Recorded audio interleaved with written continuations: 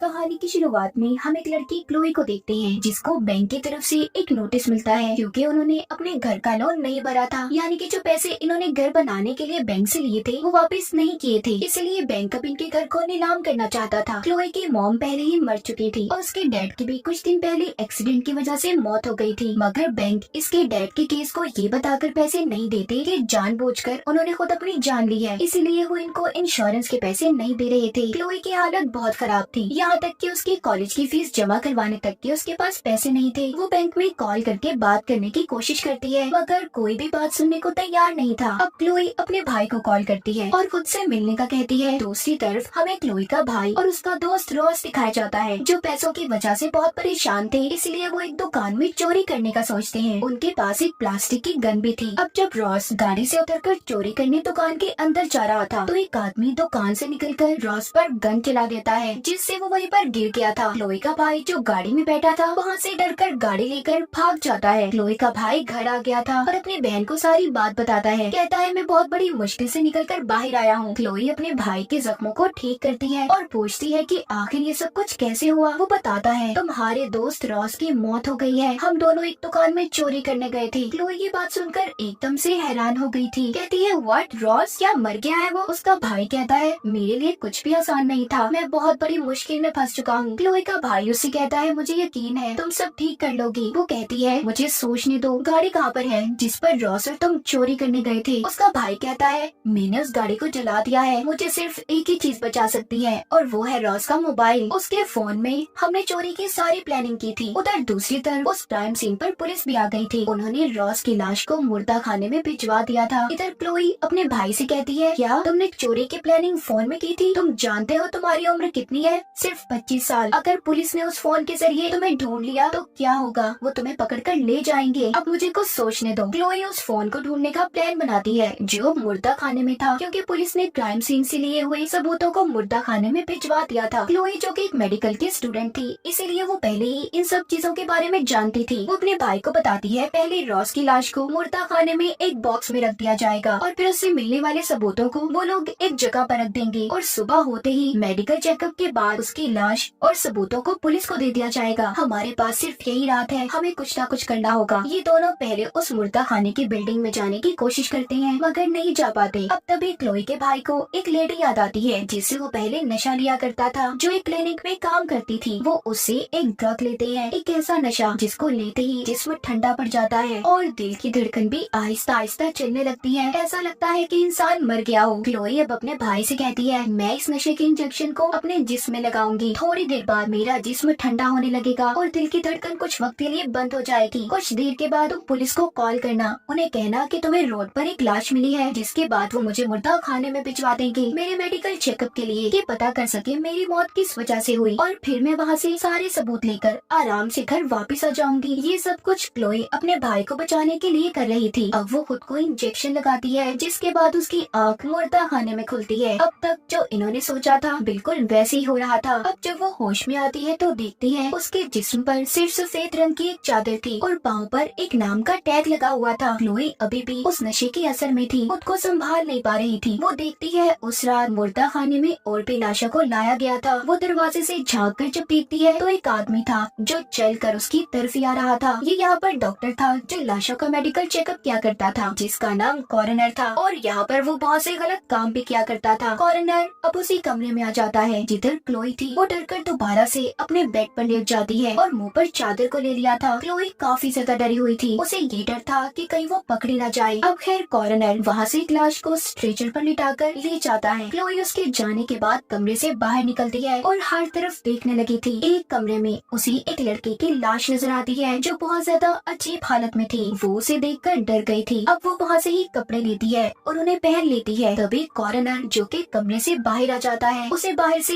एक बेल सुनाई दी थी। वो कंट्रोल रूम से ही बाहर के दरवाजे को खोल देता है।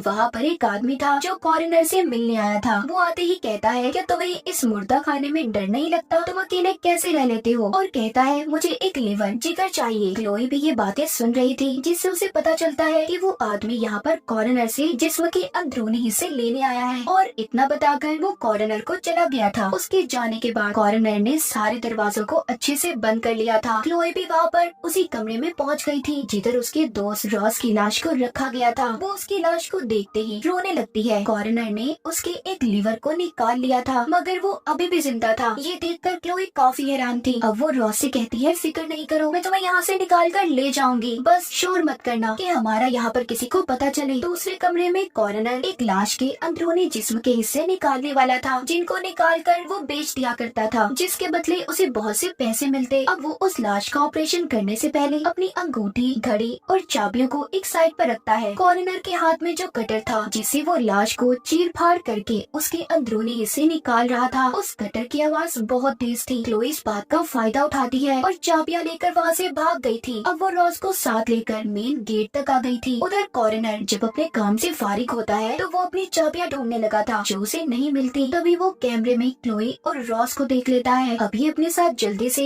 एक बेहोशी की जहरीली गैस को लेकर उनके पास आ गया था। उधर रॉस भी हिम्मत हार चुका था और क्लोई से कहता है, देखो मैं अब और नहीं चल सकता, मैं जानता हूँ मैं नहीं बचूंगा, तुम यहाँ से अकेले चली जाओ। तभी उधर कॉरिनर आ जाता है। उसने जहरीली गैस से दोनों को बेहोश कर दिया था। अब जब दोबारा से क्लोई को होश आता है तो वो बेड पर खुद को बंधा हुआ पाती है, और साथ ही रॉस भी था जो अभी भी बेहोश होता है। यहाँ पर कॉरिनर भी था। क्लोई उससे कहती है, प्लीज हमें यहाँ से जाने दो। वो कहता है, लड़की तुमने क्या सोचा था, तुम यहाँ पर आओगी, अपने इस दोस्त को बचा कर ले जाओगी, ऐसा नहीं हो सकता। तुम लोग चोरियां करते हो, लोगों को तंग करना तुम्हारे लिए आम बात है। तुम अभी तो जिंदा मेरी किसी काम की नहीं, मगर हाँ मरने के बाद लाखों की हो जाओगी। मैं तुम्हारे जिस्म के सारे हिस्सों को बेच दूंगा, जिसके बदले मुझे बहुत से पैसे मिलेंगे। फिर तुम्हारे जिस्म के सारे हिस्से उन लोगों के काम आएंगे जिनको जिंदा रहने का हक है। अब कॉरिनर क्लोई की आंखों के सामने रॉस के जिस्म पर चाकू से कट लगाता है, जिसके बाद वो उसके लीवर को निकालने की कोशिश करता है। बहुत देर के बाद आखिर उसने अपना हाथ डालकर उसके लीवर को बाहर निकाल लिया था और एक शॉपर में रखकर साथ ही बड़े कूलर में रख देता है। ये सब कुछ अपनी आंखों के सामने देखकर क्लोई का दिल घबरा गया था। कॉरिनर के जाने के बाद वो खुद को खोलने की कोशिश करती है। वहाँ पर पड़े हुए कटर से उसने अपने हाथों की बेल्ट को खोल लिया था। कटर की आवाज बहुत तेज थी जो कॉरिनर तक भी पहुँच जाती है। अब जब जल्दी से वो देखने आता है तो उधर क्लोई नहीं थी, वो वहीं पर छुप गई थी। वो एक चाकू को लेकर क्लोई को यहाँ वहाँ ढूंढने लगता है। उधर क्लोई को लिक्विड नाइट्रोजन गैस का सिलेंडर मिला था, जिसको लेकर वो उस कमरे के पास जाती है जिधर सबूत रखे हुए थे। उसका लॉक तोड़कर वो अंदर आ गई थी। वो उस बॉक्स को भी ढूंढ लेती है जिसमें रॉस की सारी चीजें पड़ी थी, लेकिन तभी उधर कॉरिनर भी आ गया था, जिसको देखकर क्लोई वहीं पर छुप जाती है। कॉरिनर को उस बॉक्स से रॉस का फोन मिल जाता है। तभी उसके सामने क्लोई आ गई थी जो कॉरिनर के सामने गन करके कहती है कि ये फोन मुझे दे दो, जिस पर वो कहता है, ये गन असली नहीं है, इससे मुझे मत डराओ, हम कभी भी ऐसे असली गन को नहीं छोड़ते, या तो ये नकली है या फिर इसमें कोई गोली नहीं है। मगर तभी क्लोई उसकी आंख पर गोली का निशाना लगाती है जो प्लास्टिक की थी, जिसके बाद वो वहाँ से भाग गई थी। उधर कॉरिनर भी उसके पीछे था। कॉरिनर अब रॉस की लाश के पास जाता है और उसके फोन को चेहरे के आगे करता है, जिससे रॉस के मोबाइल का लॉक खुल गया था। इधर क्लोई भी भागते भागते बेसमेंट में पहुँच जाती है, जहाँ पर वो बहुत से मरीजों को देखती है जो जिंदा थे, मगर उनके जिस्म के कुछ हिस्से गायब थे। कॉरिनर ने इनको इसलिए जिंदा रखा था कि वो इनके जिस्म में से कोई भी अंदरूनी हिस्सा निकाल कर बेच देता था। इधर क्लोई को माइक से आवाज आती है जो कॉरिनर की आवाज थी। वो कह रहा था, अब मुझे समझ आई, तुम यहाँ पर अपने भाई को बचाने आई थी, मैंने सारी वीडियो देख ली है, अब तुम्हारे भाई को भी कोई नहीं बचा सकता। ये सुनकर क्लोई कॉरिनर की ऑफिस में जाती है और वहाँ से अपने भाई को कॉल करती है और कहती है कि शायद मैं यहाँ से जिंदा न निकल पाऊँ, पर तुम अपना ख्याल रखना। लेकिन कुछ देर के बाद वहाँ पर कॉरिनर आ गया था, जिसके साथ अब उसका डॉग भी था।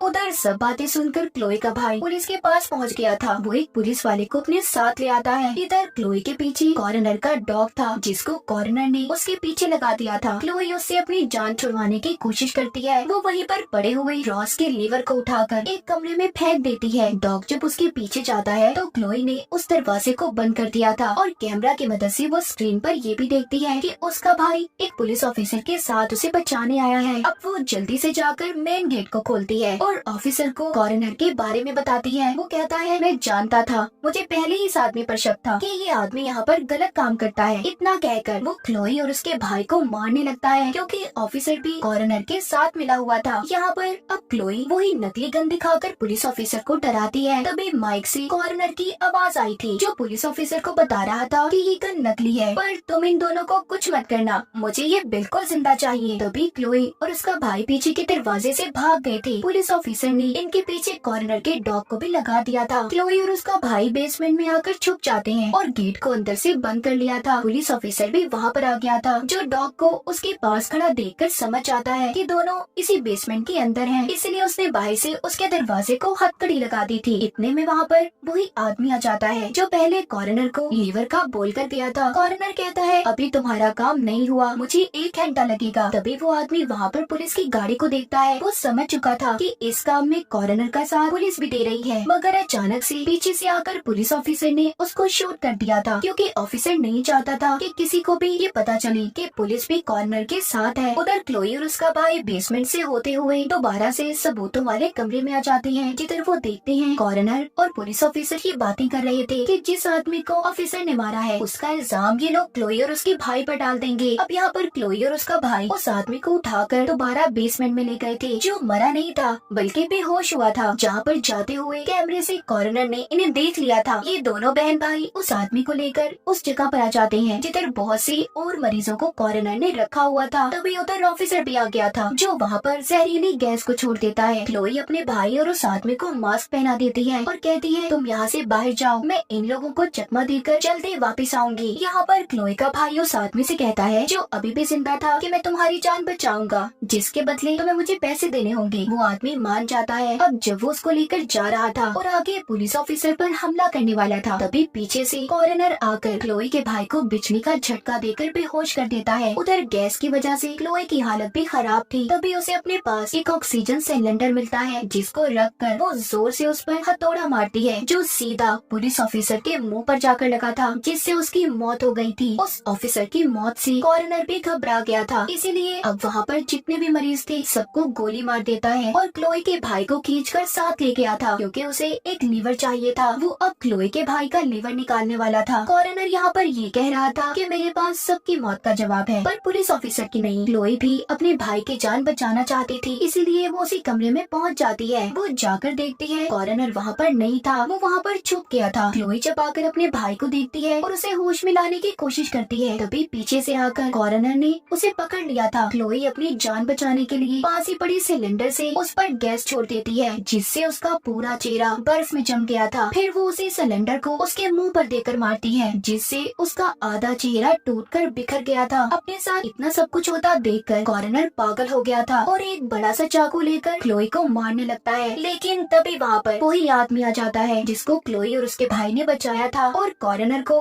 एक एक चाकू मारकर उसका काम तमाम कर देता है। ये तीनों बच गए थे। यहाँ पर क्लोई का भाई उस आदमी से कहता है मैंने तुम्हारी जान बचाई, लाओ वो पैसे दो जिसका तुमने मुझसे वादा किया था। वो आदमी कहता है जान तो मैंने तुम्हारी बचाई है, अगर तुम्हें पैसे चाहिए तो तुम्हें मुझे एक लीवर देना होगा। अब इन दोनों बहन भाइयों को पैसों की भी जरूरत थी, इसी वजह से अब क्लोई इसको कॉर्नर का लीवर निकाल कर दे देती है। कॉर्नर के डॉग को उन्होंने बिल्डिंग में ही बंद कर दिया था, जिसके बाद तीनों वहाँ से बाहर निकल जाते हैं। उस आदमी ने इनके अकाउंट में पैसे भी भेज दिए थे। क्लोई उस आदमी से कहती है तुम्हें डॉक्टर की जरूरत है। वो कहता है हाँ वहीं पर जा रहा हूँ, तुम चाहो तो तुम्हें लिफ्ट दे सकता हूँ। फिर ये दोनों बहन भाई उसकी गाड़ी में बैठकर सही सलामत यहाँ से बाहर निकल गए थे। अब अंदर बिल्डिंग में कोई भी जिंदा नहीं बचा था, कॉर्नर के डॉग के अलावा। उसका डॉग ही उसकी लाश को खा रहा था। क्लोई ने बहादुरी दिखाकर अपने भाई को बचा लिया था, पर दोस्त को ना बचा पाई। और इसी के साथ इस मूवी की कहानी यहीं पर खत्म हो जाती है।